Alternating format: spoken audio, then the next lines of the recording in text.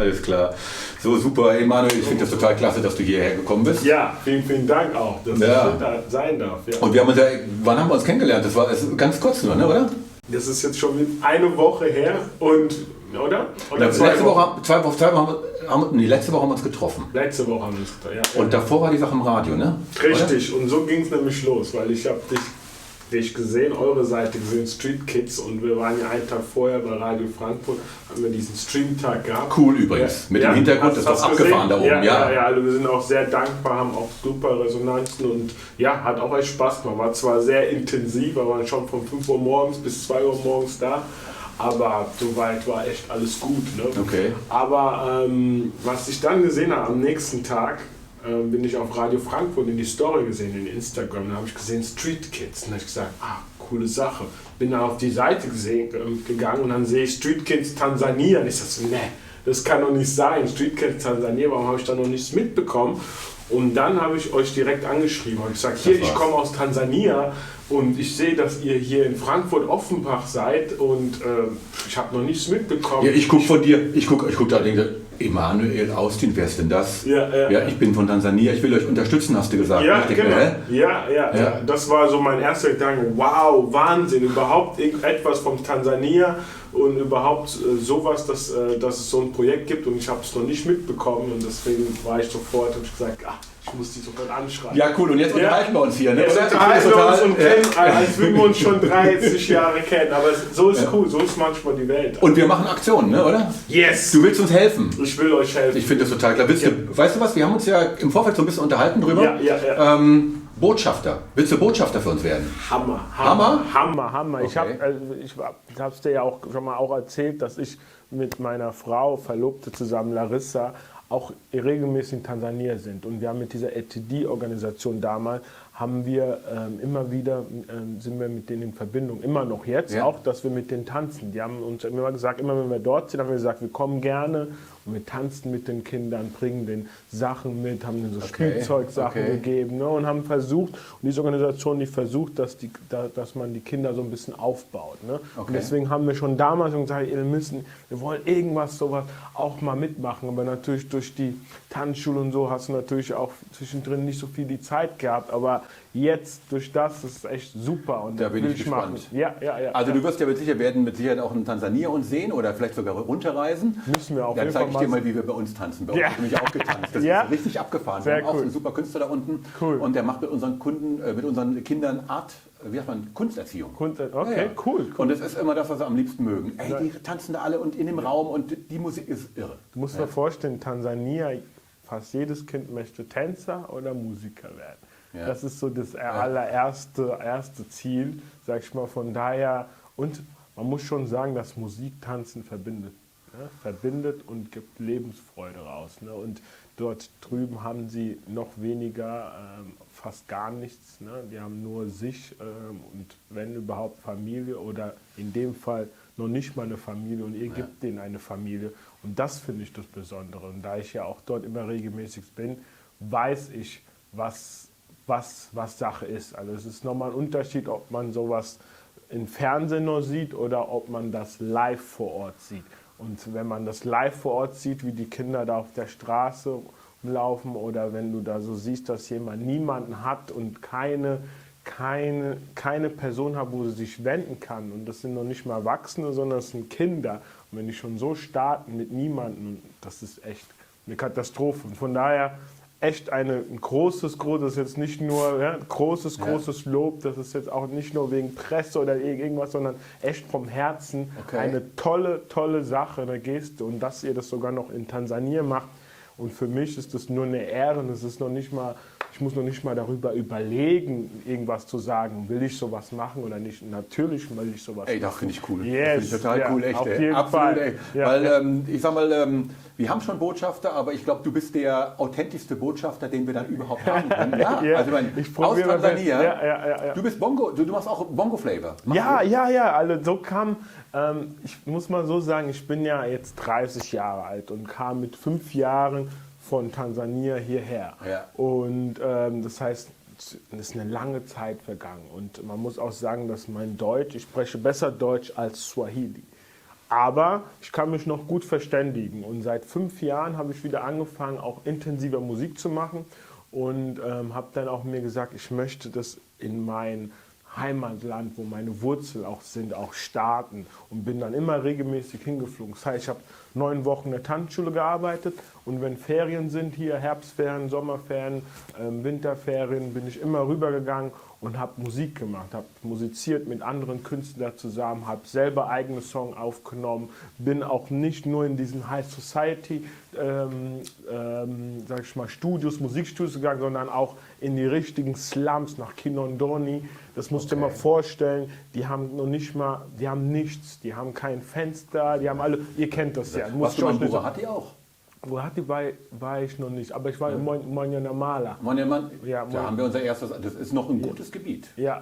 Und also nochmal, du bist nach Tansania und du hast da auch schon aufgenommen, du bist in die Slum-Vororte, mitten in die Stadt rein, warst nicht nur in den Upper-Class-Studios drin, sondern warst richtig auch bei den Underdogs. Genau, bei den richtigen Underdogs, also komplett die Leute, die echt auch vom Beginning starten, die eigentlich mit wenig Mittel, du dir denkst, wie machen die Musik und die bringen eine Kunst heraus, wo du dir denkst, Wahnsinn. Und wenn hier die Leute manchmal alles bekommen und trotzdem nicht glücklich sind und die haben irgendwie einen PC zusammengebastelt mit einer Hitze von einem Raum aufgenommen, da waren es gefühlte 60 Grad, also das war Wahnsinn, ja, aber hat Spaß gemacht und ich habe das gefühlt, was die machen, sondern die Freude an der Musik und die Kunst an der Musik und wie die auch musizinieren und wie glücklich die sind, wenn die einen Track fertig haben. Geil.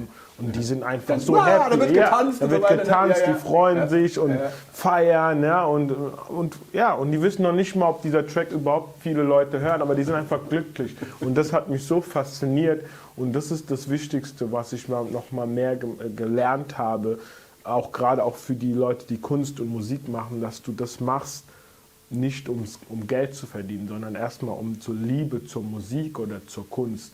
Und dann, wenn irgendwas, wo das hinführt, weiß man nicht. Ne? Natürlich, der eine oder andere, man muss darüber auch dann immer denken, wenn man sagt, man will das richtig professionell, dass man auch darüber leben kann. Aber letztendlich geht es, glaube ich, auch um diese Liebe zur Musik. Und die habe ich dort menschlich und auch künstlich, also mit der Kunst auch gespürt. Okay, ja. Super, jetzt machst du selber Musik, du bist aber auch Choreograf und Tänzer, ne?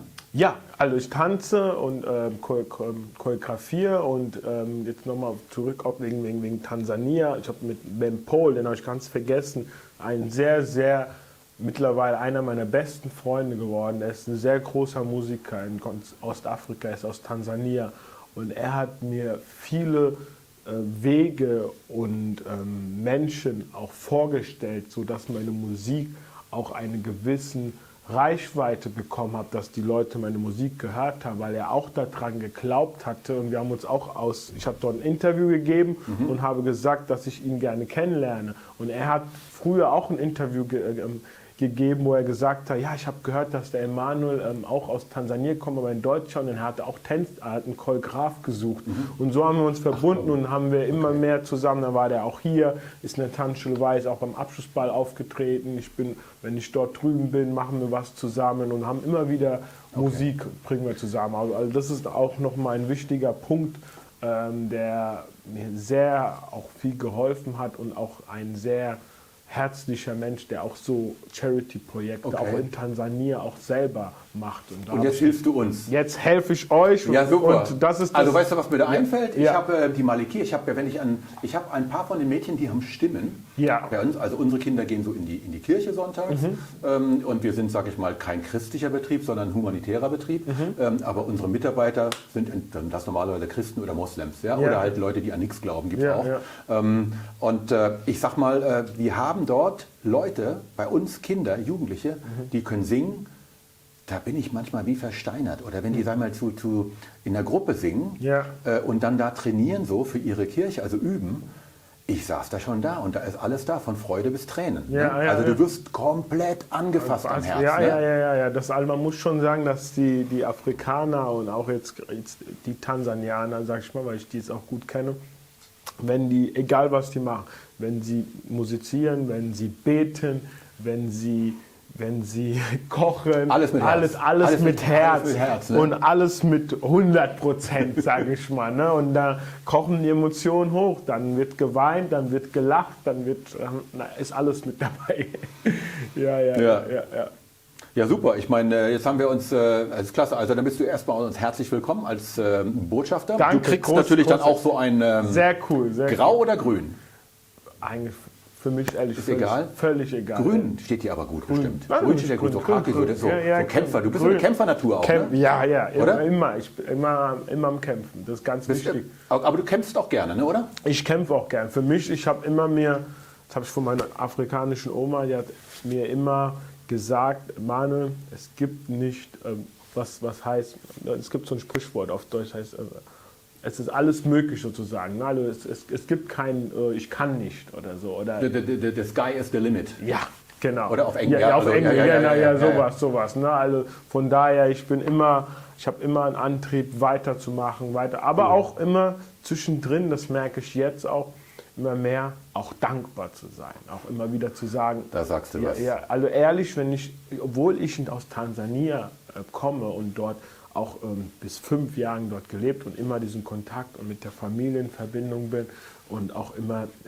sehr nah weiß auch, was Armut ist. Aber trotzdem, wenn ich dorthin fliege und wieder zurück im Flugzeug bin und hier lande, bin ich immer wieder doch nochmal immer mehr dankbar um kleine Sachen. Weil manchmal im Alltag kommt man doch der eine oder andere immer wieder in seinen normalen Alltag und dann vergisst man die wichtigen Sachen im Leben. Ne? Und das weckt immer einen auf. Deswegen hoffe ich, wenn irgendwann mal Corona und alles vorbei ist, dass man auch wieder reisen kann, dass man auch in solchen Länder hingehen kann, dass man hilft, dass man den Tourismus auch verstärkt und dass man auch sieht, wie die Leute woanders leben. Ne? Weil ich glaube, man kann von allen Ländern was lernen und was mitnehmen, positiv oder negativ.